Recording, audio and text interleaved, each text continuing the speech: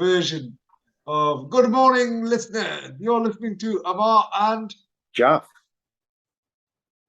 Still a delay. It's like an unnecessary delay. That's crazy. Anyway, each week we'll bring you some news, views, and one or two clues from the Asian business world. And we talk a shop quite literally, and not just corner shops. Whether you're looking to start a business, have an existing business, or you just want to talk business, we can help. I feel as if we've forgotten our intro. Because do you not say the other bit? Yeah, I think so. Yeah, I think you stole my lines. Yeah, well, it's great because you then fit it into mine. Gosh, so what's been going on in the world? It's crazy out there, Jeff, isn't it? Most certainly is. I think. I mean, I've not really been following too much of the news, to be honest. But when you hear people talk, most of the concerns is just all about. The biggest thing that we seem to be talking about now is energy, energy, energy. That seems to be the biggest. But that's what is. Yeah, but that's what's caused inflation. So the biggest factor of inflation or on inflation has been the rise in energy. And Jeff, there's been some of the rates. So we work very closely with some wonderful people like Great Annual Savings and things like that, and are regularly briefed on challenges generally and such like. But 500% difference from rates this time last year. It's just 500%. I mean, look, there's a big catastrophe ahead. I think, personally, I just think, I mean, if your electric bill is £1,000 a month and it goes up to £5,000 a month, you're in some serious trouble. I think you're going to see like businesses are going to collapse, people's livelihoods are going to be shattered. I think that is just not something that businesses and even domestic households can cope with. How do you counteract that? I mean, how much can your salaries go up by, or how much can your businesses increase revenue by, or profit, or reduce the cost by? It's going to be an impossible situation for so many ahead. It is crazy. Absolutely crazy is what it is. And as I say, in a graph that I looked at from within the Economist last week, they had all of the causes for that were impacting inflation, and the primary cause was energy costs, and consequently, originally the suggestion was it would be 13%. They're now suggesting that's going to go up to some 20-odd%. Inflation. You're absolutely right. Yeah. It's it is crazy. So looking at the drivers of this, I mean, other statistics is that we have only within the UK we haven't bought any Russian goods this year. But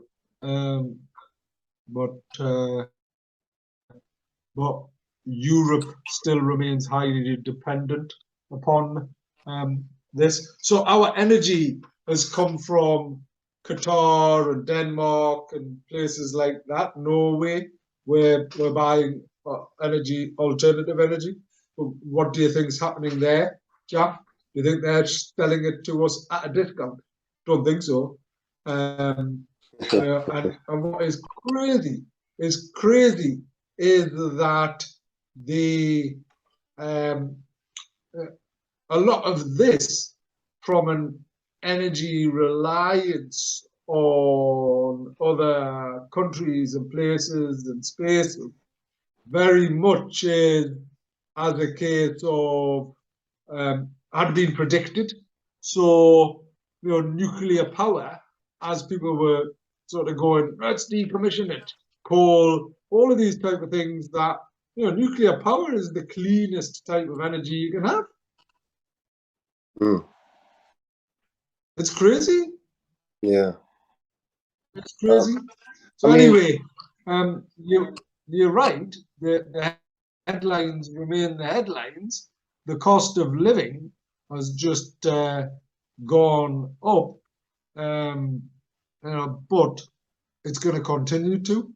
I mean, Ammar, have you noticed very small, very, even in mainstream media, most recently, I think the narrative is changing a little bit because you've got Rishi Sunak coming out and saying that, well, my hands were tied during the pandemic. I didn't really agree with the lockdown, and I didn't agree with a lot of things that the science, whoever the science people, bodies that were there advising the government. So I think there seems to be a shift in narrative that they're now saying that, oh, well, maybe we shouldn't have had a lockdown or certain things on those lines. Which part of the problem that you have today, Ammar?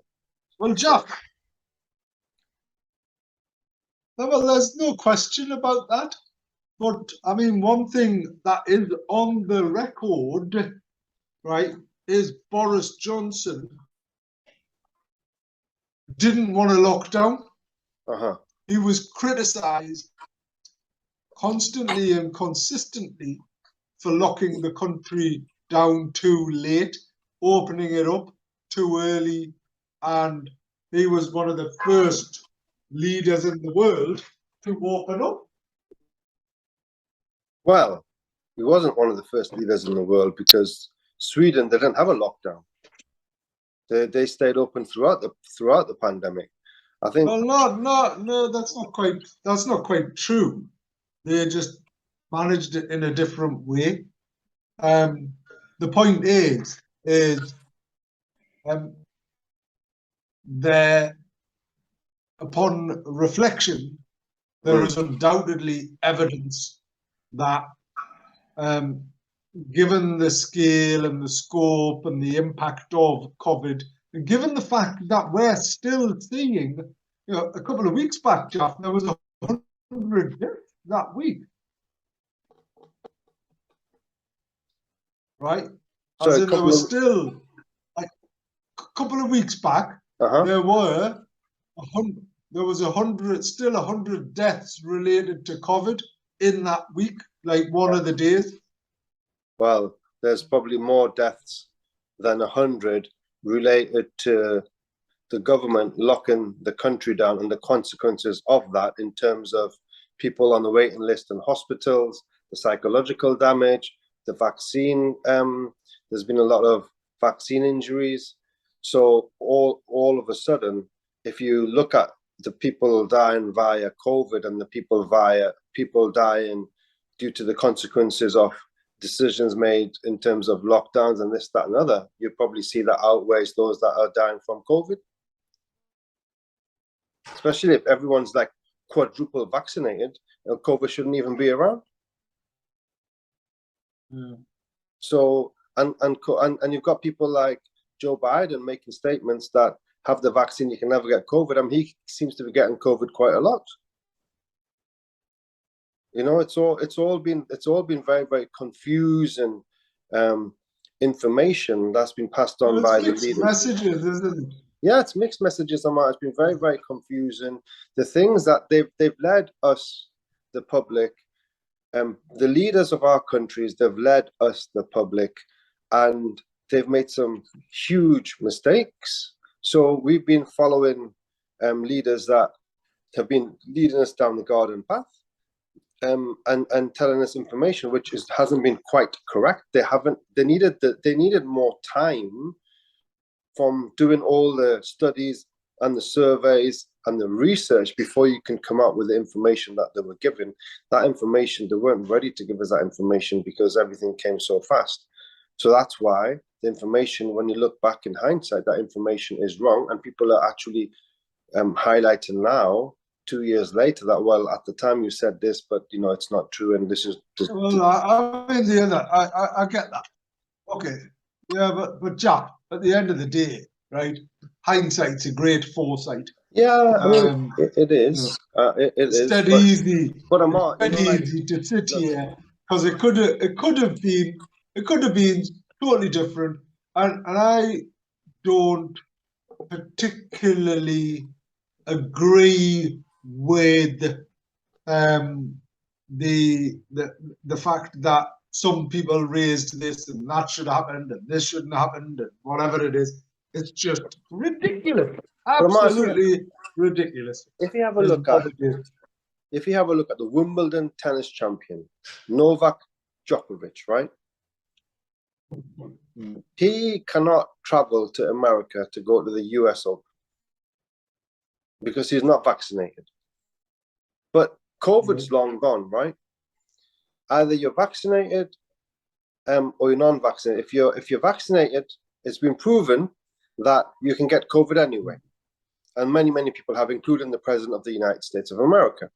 So the logic that you need to have a COVID vaccine to be able to get into America doesn't make any sense whatsoever.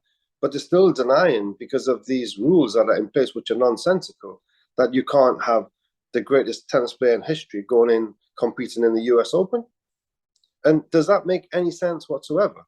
But it's still the rules and the laws are still there, which are still nonsensical. And you have to have the government standing by their decision still. Now, tell me how that makes sense.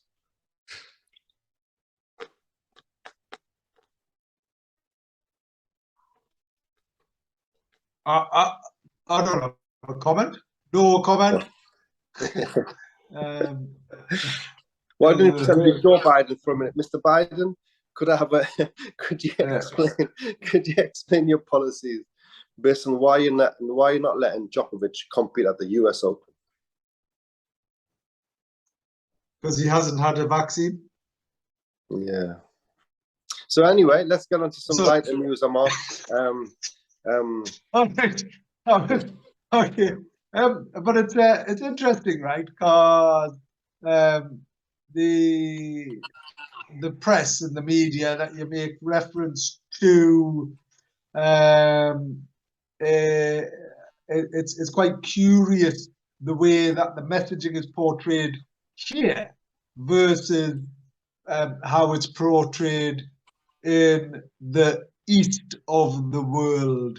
So regularly we're getting told Russia's on its knees, Russia, losing the war, Ukraine's going to kill everyone, it's done all of these things and watch out and things like that. But we're not getting told of all of the other things that are going on. And one of the news stories, interestingly, and it's just a shame, right?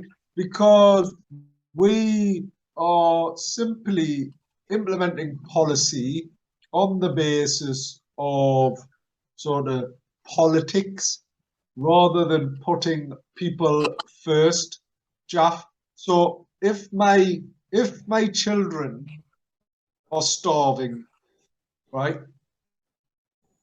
If my children are starving and they are at risk, and I appreciate it's slightly dramatic, but they are at risk of dying through starvation, right?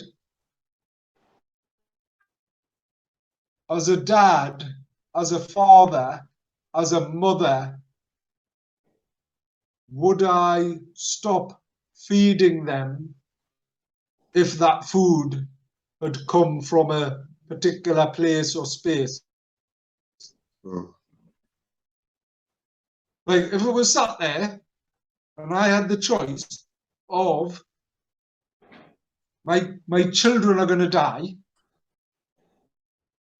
right? Mm. My children are going to die because of starvation, and there's some food there.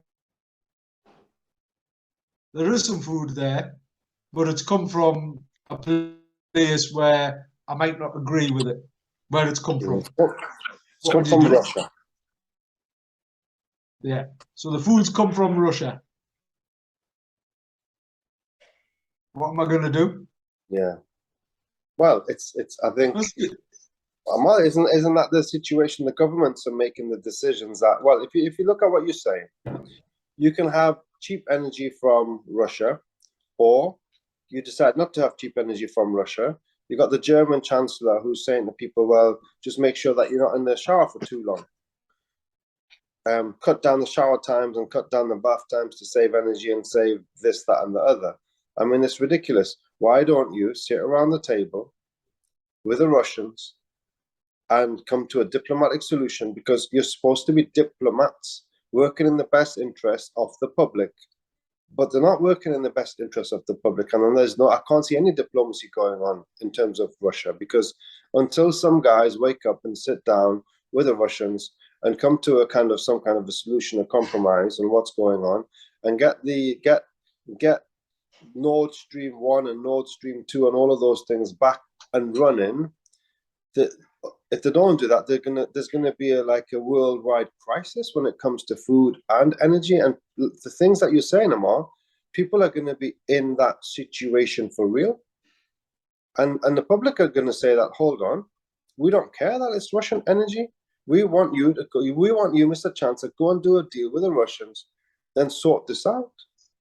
And I think that's what they're not doing, though, Ammar. No one's saying that they want to sit around the negotiating table. I mean, Boris Johnson's gone to Ukraine just a couple of days ago, and he's saying that he wants the war to continue.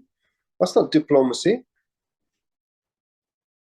I mean, why don't you go and try and say that, yeah, we want to negotiate with you, the Russians? But have they got too much pride to do that? Or, like you said before, is it the political decision that under no circumstances are we going to bend over for Russia in any way? But if you don't, then you're gonna your entire population, even coming out and saying that, well, we have to, as a nation, suffer because of what's happening in Ukraine, but we don't want to suffer because the suffering is going to be catastrophic. We already suffered enough in the pandemic. You know, our businesses and everything was on the line, and now you're going to have gas prices tripling. I mean, going up 5 times. How many businesses are going to be closing down very, very soon?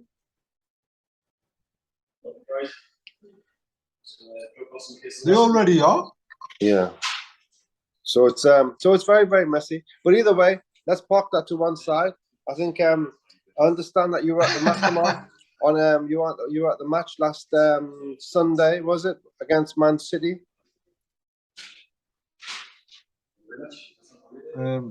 Was I? Who said that? Were you not there? I think No wow, comment. I saw you on TV, man. You were next to Yasser Al Rahman. Yeah. That was it was an incredible game. Probably one of the most exciting games I've seen in such a long time. It was just so disappointing that in the second half, rather than winning 3-1 against Man City, we ended up giving it away. Well, look, We ended up giving it away. We can't begrudge a draw with Man City. It was such an exciting game. I think it's well, you can. Jeff, you can if you 3-1 up. Yeah. I think you can. If it was the other way around, then clearly you would go, oh my God, that was the best result ever. I mean, don't get me wrong, I'm happy with the result. I think it was a really good result. And I think what was even better than that was, my son seeing me getting really excited, which he's never probably seen me do, and everybody around him in Yeah, that way. So it was electric, as in the atmosphere, and there was it people was, jumping up and down. And he just loved it. He loved it. yeah, It was amazing. yeah. It was an unbelievable match. I think, like I said, going to St James's Park these days, you go there earlier to be part of the atmosphere, to feel the atmosphere, to be a part of the flag display, and to get in nice and early, because you want to see you want to see the players warming up, and you want to do all of those things. That's not how it used to be, Ammar. All those times going in the Mike Ashley era. I think the other thing that you need to be prepared for is when you leave, you're physically a lot more exhausted because you're yelling, you're screaming, you're punching, and then you leave the Yeah. stadium and you feel physically a lot more tired, because of that reason. And I've never felt that before until recent times as well. So it's like an unbelievable time for the city, and we have to take our hats off to PIF, especially Amanda Staveley, for them bringing this to the city, and for us to have these joyous occasions. And listening to what Alan Shearer said, he made a comment, and it was really interesting. And he said that on Match of the Day, he said, "Well, for those that were lucky enough to be in the stadium," and genuinely, I was in the stadium, and I was thinking to myself, how lucky are we that we are kind of in the stadium watching this and experiencing this, because there's so many people that are so saddened that they just can't get tickets, can't get into the stadium. So it's an unbelievable time for the city, and it's unbelievable time for those who love their football. So long may it continue.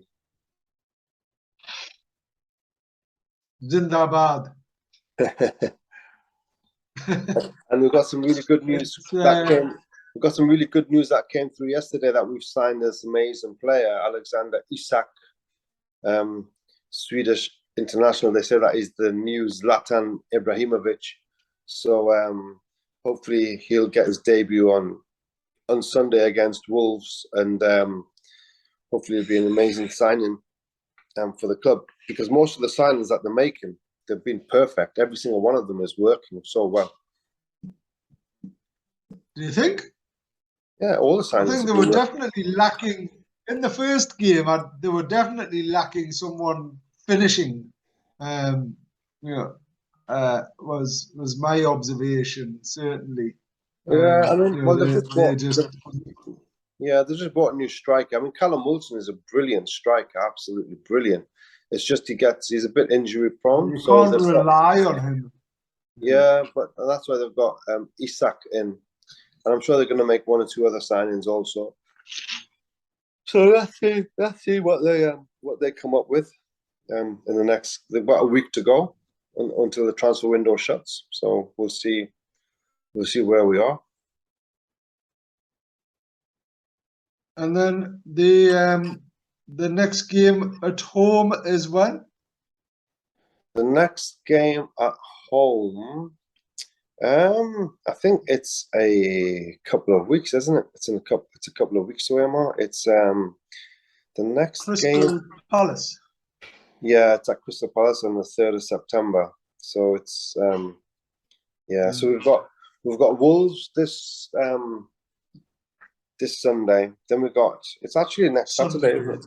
Yeah. We've got Wolves on Sunday, Liverpool on Wednesday. Yeah. I know. I wish I wish I was taking my son, because he's been so upset. He was so upset on Monday after the result between Man U and Liverpool. He was like gutted. He was like, I mean, Liverpool, have they not won it? Have they not won a game yet? No, I think they're kind of going to be battling relegation. So it's just one of those things, isn't it? Just happens in football. Yeah, but he did point out to me that they've regularly come back. Liverpool is one of those teams that I think they didn't win a few games or didn't do so well in a couple of seasons back or whatever, and then sort of won. Yeah, Liverpool has got off to a very, very slow start. They've got some injuries, but Liverpool are Liverpool. They'll be there or thereabouts. I think whether they're going to win the title this season or not, I think it's going to be massively challenging. I think this season, personally, my personal observation is I don't think the big teams are going to run away with it as easily as what they've done over the last few seasons, because there's a lot of other teams behind them who have really invested and who are really, really working hard on improving their squads to challenge the big four, big six as they call it. So I think they're going to take points of the big team. So the number of points that the whoever wins the league, the number of points that they're going to achieve, I think it's going to be lower than previous years. So let's see if that's true or not. Fair enough. Fair enough. So I think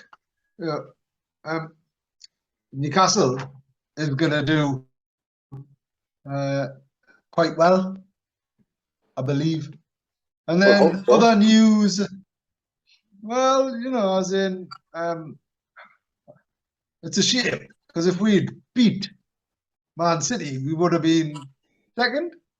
Yeah, we would have had 7 points instead of 5, but it's not a bad start when you compare it to and a great goal difference.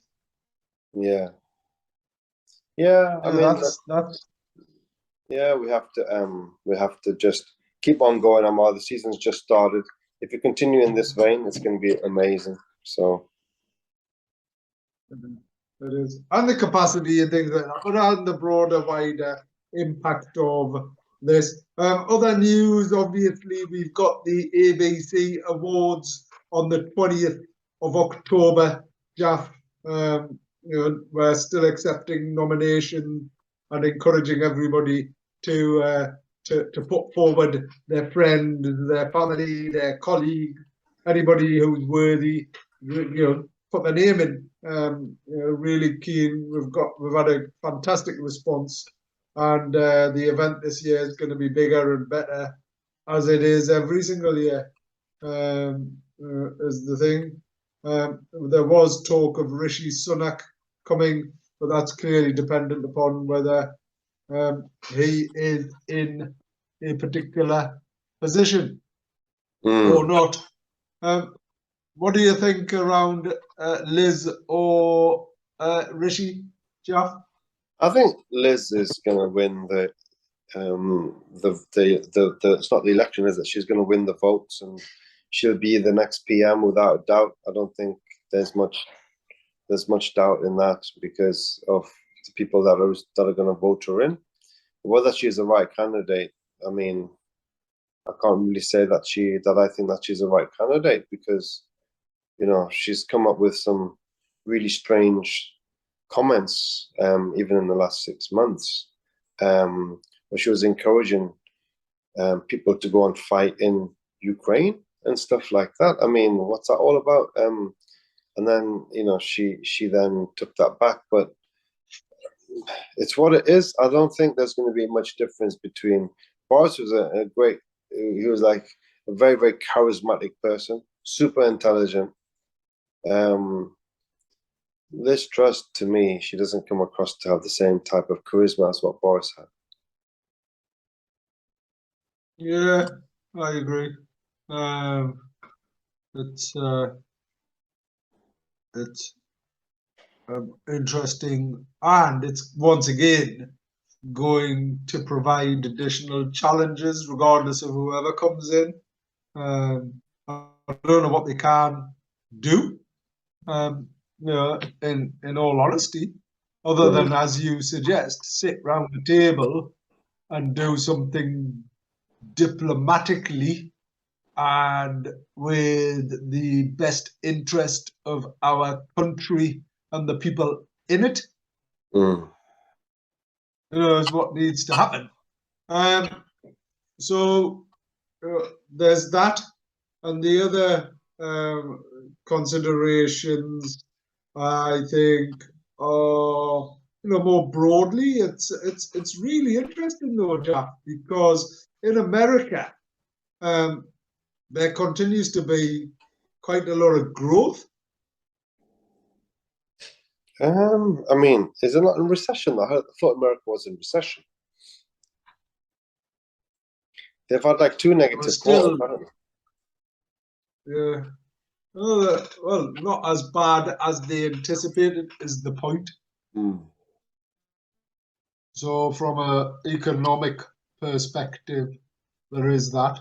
I suppose other news going back to sport.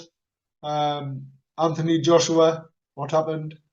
Yeah, I mean, Anthony Joshua was just outclassed by a far superior boxer.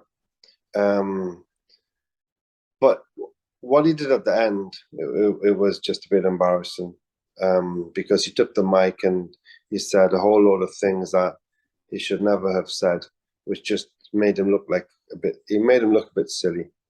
So yeah, he rightfully lost the fight because Usyk, who used to be a bantamweight, I think, just below the heavyweight, absolutely outclassed him. But he did far better than what he did in the first fight. But he was beaten fair and square. Um, what was more interesting, more dramatic, Mark, I don't know if you're into MMA, which is mixed martial arts, but there's a fighter from Birmingham, Leon Rocky Edwards, who became the I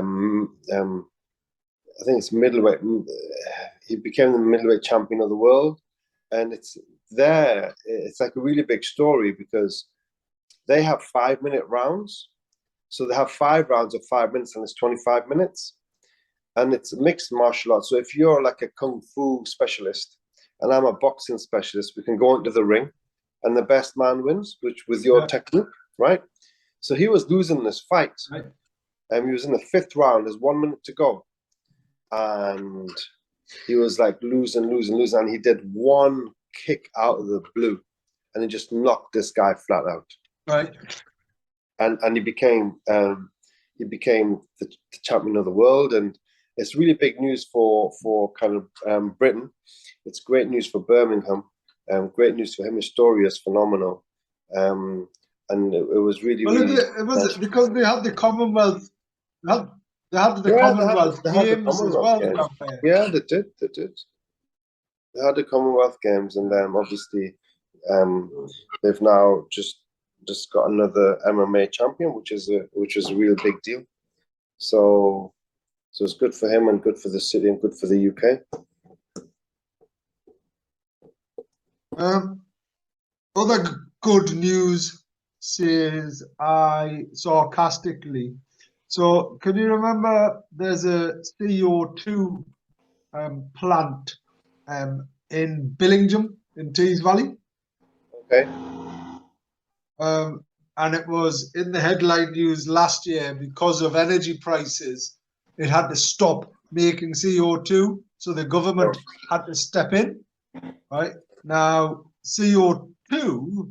So news sort of just in is basically that a major manufacturer's decision to halt CO2 production has left the food and drinks sector in crisis. So CF Industries, the UK's biggest carbon dioxide producer, announced it would pause ammonia production at its Billingham plant over soaring natural gas prices. The decision heavily impacts farming, bakeries, the meat and beverage sector, and the brewing and pubs industry. CO2 is used by hospitals, nuclear power plants, farmers, and soft drink producers to carbonate fizzy drinks and beer. It's wars caused by soaring natural gas prices. So um, basically, it's that's going to have a huge impact. As I say, the government had to intervene last year because of the impact on um, the country. Mm. I mean, So it's what do yeah. you think that's going to do? What do you think that's going to do to the cost of goods now? Well, more the cost of goods are just going up on a week to week, month to month basis. There's nothing. That's just how it seems to be. So, and it doesn't seem to be any kind of letdown. But society is going to change a lot, and unfortunately, those that have got a few quid and they've got some businesses where they've got some savings, they may be able to survive the storm. I think a lot of businesses, I just can't see how people can survive those type of gas increases, and I'm horrified at our next renewal, what it's going to be. And no matter how much you try and save, cut cost and save energy here and there, and put the lights up, I mean that's you're talking a very very small saving, aren't you? It's not like anything. That's not going to reduce it by 50%. I mean, no. You know, the thing is there is going to be, without a doubt, a major winter challenges. In fact, they are already preparing for potential blackouts. Mm. Just blackouts in our country. These type of things you tend to hear on the news happening in Asia and sort Yeah. of deprived countries and third and second world countries, as they're described.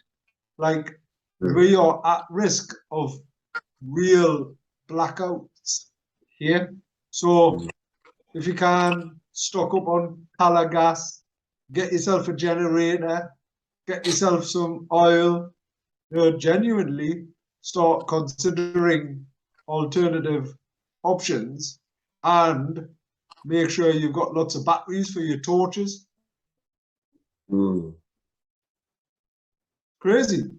I mean, I remember, Jack, I don't know if you can, but I remember us always having a box of candles yeah. and lighting those candles when the power went out, because it did happen as a child. I was a really young child, but I do remember that in the 70s, Mm. you know, having candles around and things like that, which was crazy, right?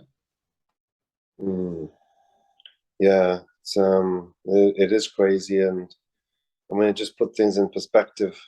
Do we take for granted the things that we have on a day-to-day basis, or is that just a fair expectation to have kind of heat, light, and power, clean water, and all of those things? You feel though that with the Well, level of I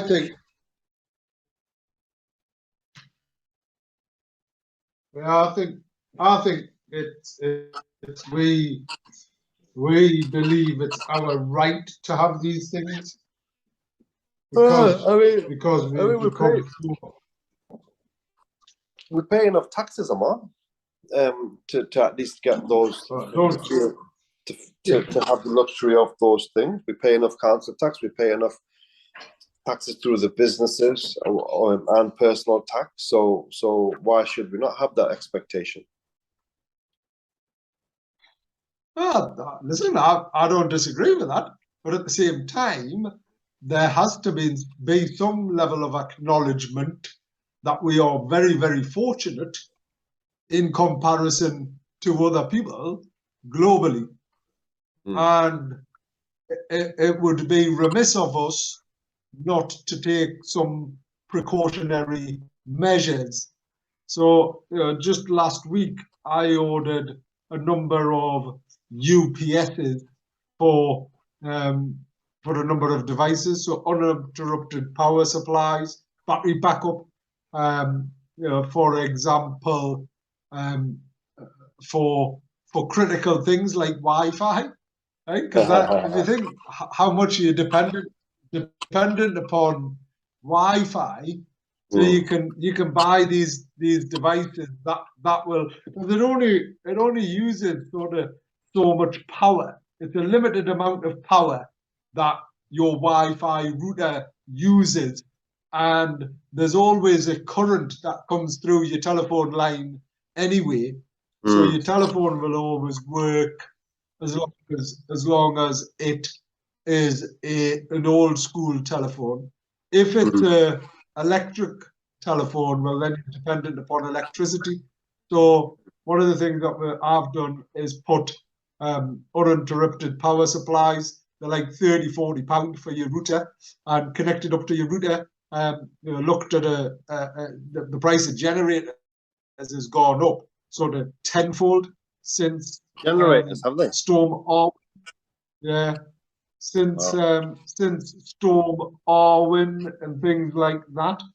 Mm. But now would be a good time to buy a generator if you can afford to, um, and just have one um, to one side with sort of 20 liters of diesel. If you can, sort of buy one of those plastic tin things, it'll Mm. give you a couple of days worth of power as long as you're only using certain devices. I mean, So tune in to Survival Weekly, and we're going to teach you how to skin a rabbit and live in the wild. But we're laughing about these things, Jack. But gosh, it wouldn't take much for hey, the infrastructure. uh-huh, to collapse. Yeah, of course. I mean, but if it gets to that position, though, even if it's for a short period of time, I mean, there's certain businesses like mine that they'll just all be shut down, won't they? If there's no power Yeah. in hospitality, in leisure, I mean, that's kind of a luxury that we just could not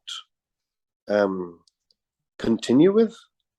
I mean, but what about food and stuff? If it gets to that kind of level, it means that what what are you doing with food? Have you like tinned up on beans and all of that stuff, sardines and beans and um Yeah, I mean, I know it sounds a bit odd and crazy, but certainly for the last year, been buying a bit more tin products and putting them to one side. I've always had a couple of bottles of color gas and a gas cooker, uh-huh. that for the in the garage. Always had that. Always stocked up on sort of a vast supply of batteries. We've got lots of torches. And as I say, I've started to now buy battery backup and uninterrupted power supplies. I mean, look, Jeff, at the end of the day, if your power fails, right, Yeah, and your gas is still on, your boiler won't work. Your boiler won't work because it yeah. requires a um, a, a very small electric supply to ignite the flame. So I'm now looking at how could you potentially connect that into an uninterrupted power supply as well, because naturally you'd want hot water. Otherwise, you stock up on lots of baby wipes. They're quite good as an alternative.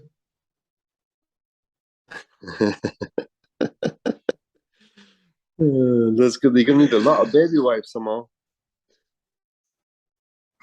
And to keep myself clean and that. I Well, don't think I could use baby wipes.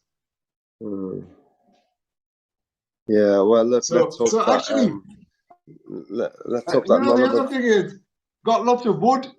I have got lots of. I've us. stockpiled on wood as well.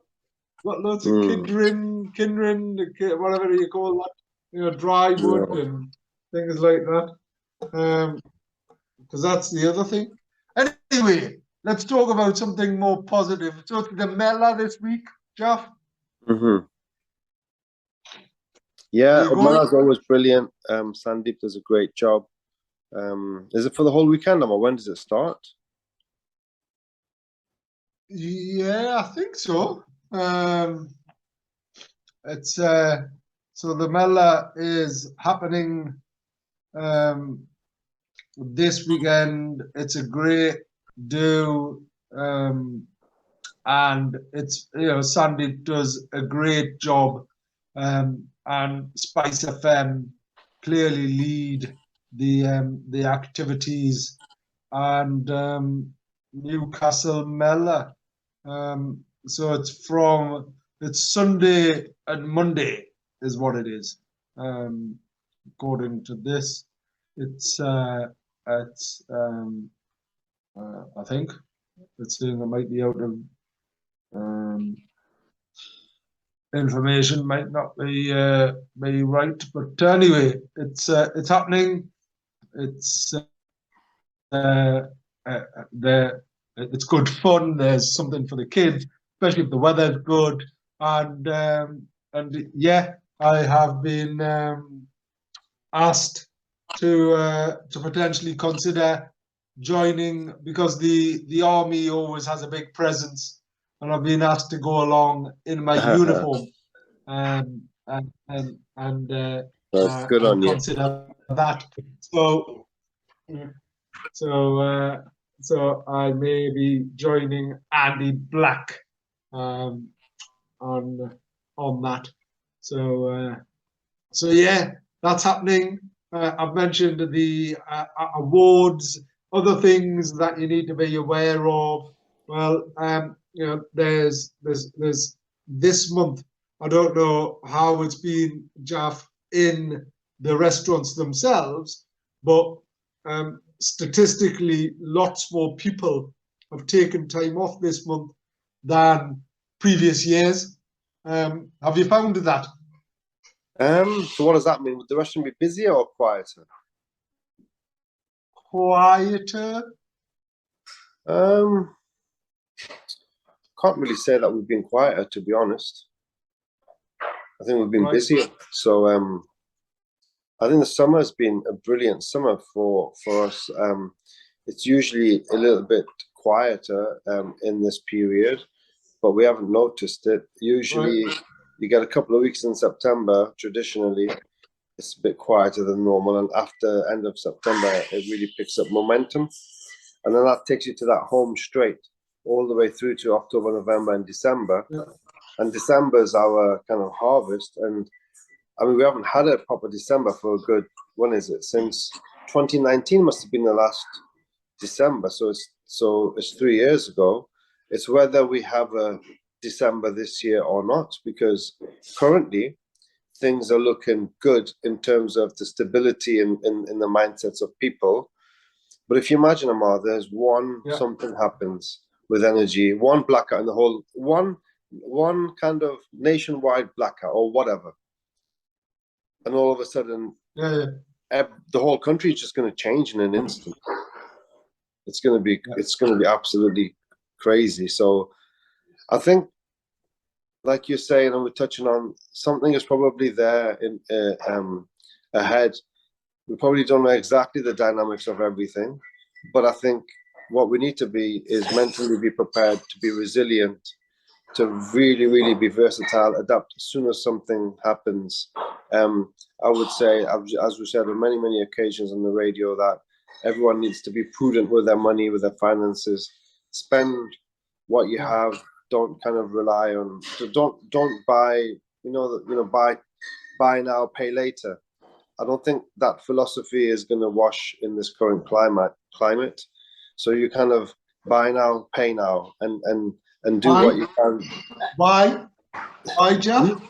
Because if you're going to buy now, pay later. Why? I mean, later in 6 months' time. I mean, I mean, I would be concerned about what. I mean, like we've talked about, what if there's an energy crisis in 6 months' time, which is fivefold to what it is today? I mean, and then you've gone out and bought a new car, and you've jetted yourself up to the hilt. Yeah. I mean, And then what? Well, then what are you going to do when you've got this you've got this car, and your job's in jeopardy, or your business that you work for is in jeopardy because there's no gas, there's no electric, or it's too affordable, their business collapses, and then Well, but you. is that not then? Yeah, but if everyone's in that boat, Yeah, but you still, is there not an but you're still, alternative? Is but you there still not got an that. alternative view? Maybe, but I mean, you still got that. What I'm saying is, you still might have that debt that you have to pay in a very, very rocky climate. So I just think that people should be aware that whatever you do, take into consideration that it's not going to be the future. The financial markets and the economy is not going to be stable for the next 6 months. So if you're going to be, I think we just have to be prepared for an unstable market ahead. That's all, and make And I decisions agree. accordingly. Sorry, I was just playing devil's advocate, but I was also thinking about Jeff in the 80s, early 90s, right? Mum Yeah. had Mum had like a dozen properties that she'd bought cash, Uh-huh.